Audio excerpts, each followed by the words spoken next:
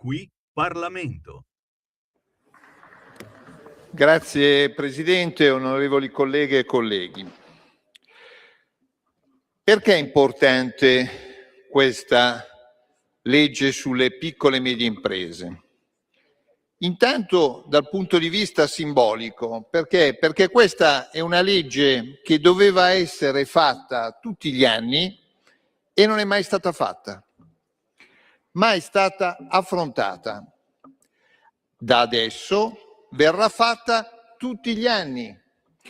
È il primo anno in assoluto, dopo un decennio e oltre, che si parla di una legge annuale come la manovra di bilancio, come la legge sulla concorrenza.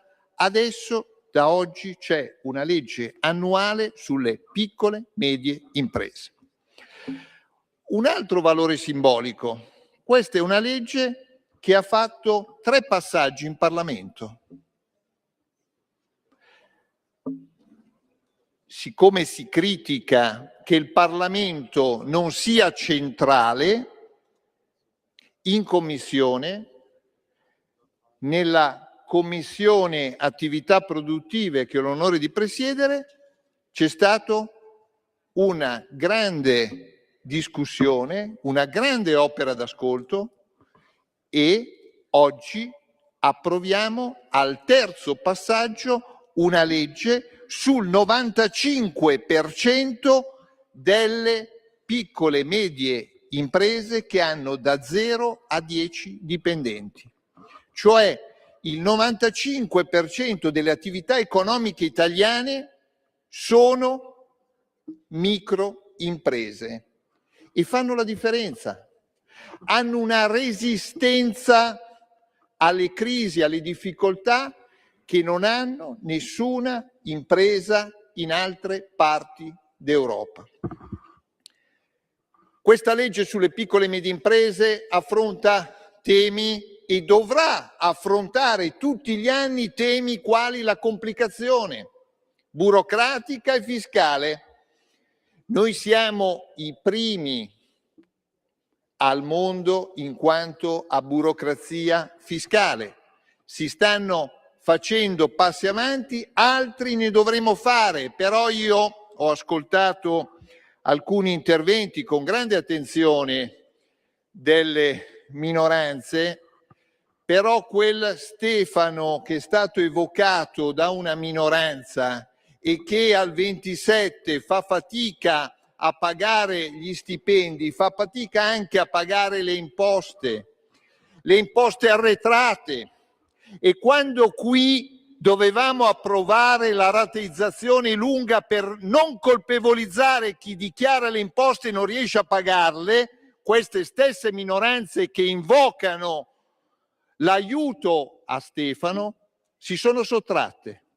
Hanno parlato di un condono che condono non è, ma che loro in passato hanno ampiamente votato, in certi casi condoni veri come il rientro del denaro dall'estero, non l'aiuto a chi ha dichiarato e non è riuscito a pagare.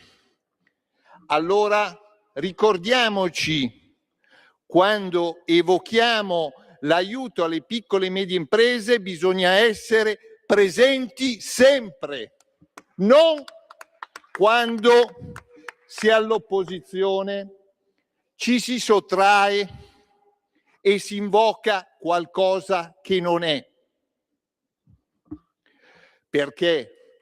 Perché molte imprese hanno problemi di liquidità e fanno fatica proprio per pagare le banche, per pagare i fornitori, per pagare i dipendenti, non riescono a pagare i contributi e le tasse, che hanno regolarmente dichiarato. Non sono evasori e non sono condoni. Ricordiamocelo bene.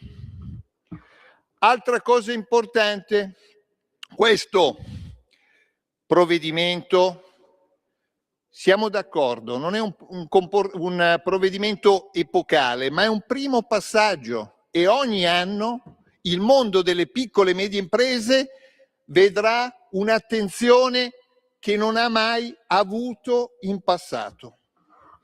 sono imprese che trasformano idee in laboratori, trasformano i talenti in mestieri e la politica deve stargli vicino. E si sta vicino anche con la semplificazione, si sta vicino con la riforma del Confidi che è dentro in questa legge delle piccole e medie imprese, perché quando si parla di accesso al credito non c'è solo il credito bancario, c'è il credito bancario insieme alle garanzie dei Confidi e questo è molto importante, anche se ci sono poche risorse, la riforma dei Confidi porta grandi risorse alle piccole e medie imprese perché le aiuta nei momenti di difficoltà e nei momenti in cui devono fare gli investimenti e gli investimenti fanno crescita economica. Negli interventi precedenti ho sentito che non c'è un intervento, non ci sono interventi anche in manovra di bilancio sulla crescita economica, che sono tutti interventi stile austerity e che porteranno alla recessione.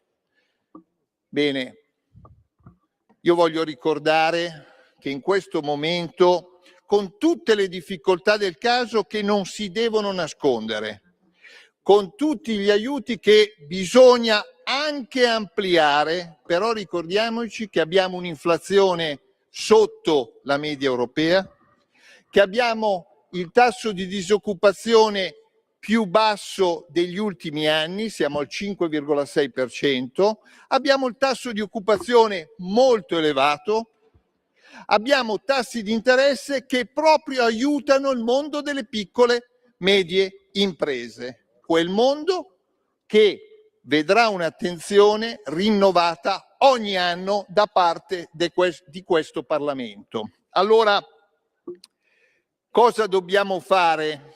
Dobbiamo sicuramente aiutare il mondo delle piccole e medie imprese a ampliare i mercati, dobbiamo aiutare il mondo delle piccole e medie imprese non, come ho sentito anche qua, ad aggregarsi, a diventare grandi. Perché? Perché la loro caratteristica, la loro resilienza è proprio il fatto che siano piccole, medie imprese. Ecco perché come Lega convintamente votiamo questo provvedimento. Perché?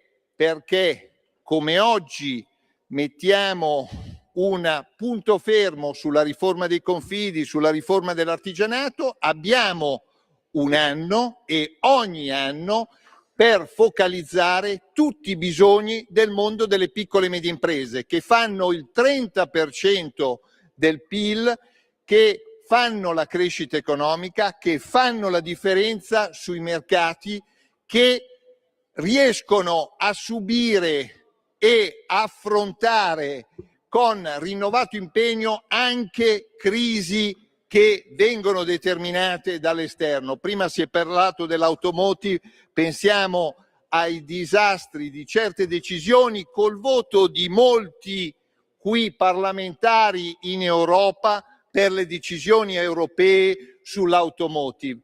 Ricordiamocelo quando invochiamo quello che è stato fatto o non è stato fatto. Ricordiamocelo cosa votavamo quando l'automotive sono fatte delle scelte che hanno messo in crisi, insieme ad altre problematiche, un settore che è stato strutturalmente motore di crescita economica per l'Italia e per l'Europa. La Lega voterà convintamente questo provvedimento. Grazie Presidente. Grazie onorevole.